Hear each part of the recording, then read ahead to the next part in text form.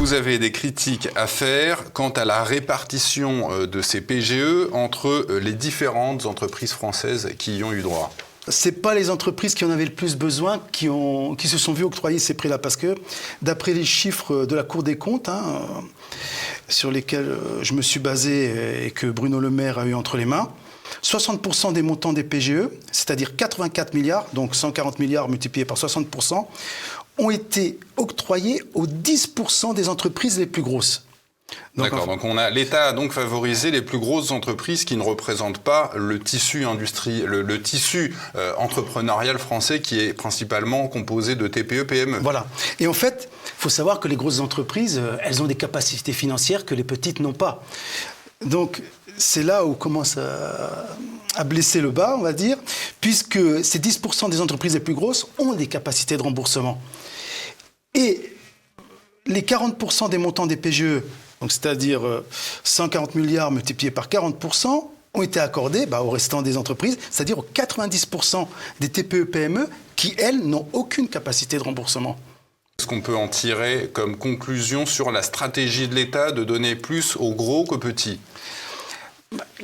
La stratégie de l'État, pour moi, c'est une stratégie de favoritisme envers les grosses structures par rapport à un plan qui dépend pas seulement de la France, mais qui est réfléchi au niveau mondial, où effectivement il faut favoriser le transfert du patrimoine des classes moyennes vers les plus riches, ou appelons ça autrement, favoriser une concentration des capitaux entre les mains d'une petite caste les plus riches.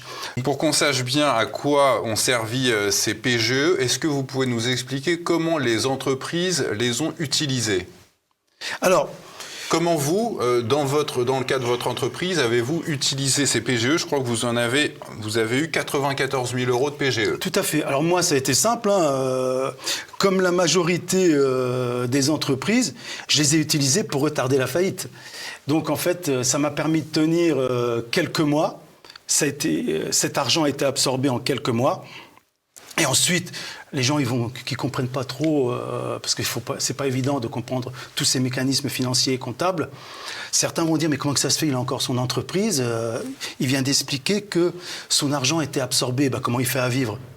C'est simple, messieurs, dames. Je me paye plus. J'ai plus de rémunération. J'ai pris des mesures drastiques d'économie. J'ai pris des mesures de gestion très importantes pour mon entreprise pour préserver les emplois. Donc je vis sur le salaire de mon épouse. Voilà la triste réalité. Que l'État a été complice de ce détournement des banques pour aller jouer sur les marchés financiers ? Incontestablement. Incontestablement, puisque l'État a légiféré afin de favoriser la circulation des prêts garantis par l'État sur les marchés financiers. Arrêté gouvernemental du 6 mai 2020, qui est venu s'ajouter aux dispositions initiales décrétées le 23 mars 2020. En fait, qu'est-ce qui se passe ?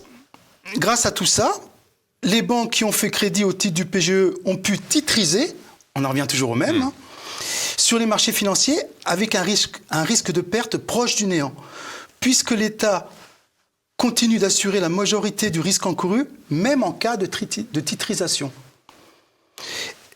Et moi, je pense que c'est quand même irresponsable pour un État qui gère les finances publiques. Et c'est également irresponsable pour le sénateur que j'ai rencontré. Je l'ai relancé. Apparemment, il veut pas se mouiller. J'aimerais, avant que l'on sache combien de TPE, PME en France doivent encore rembourser ce PGE. D'accord. Alors, elles sont 400 000. Sur les 600 000, c'est un calcul tout simple. Vous en avez un tiers qui a remboursé. Donc, complètement son PGE. Donc, en fait, c'est les 2 tiers qui restent. Donc ça se monte à combien à peu près ? En fait, il reste 37 milliards à rembourser. D'accord. Donc la dette des entreprises ayant contracté un PGE, donc c'est 37 milliards. Voilà. Moi, je traite les TPE, PME. Est-ce que vous savez combien de personnes ce PGE met en risque de se retrouver au chômage ? Oui.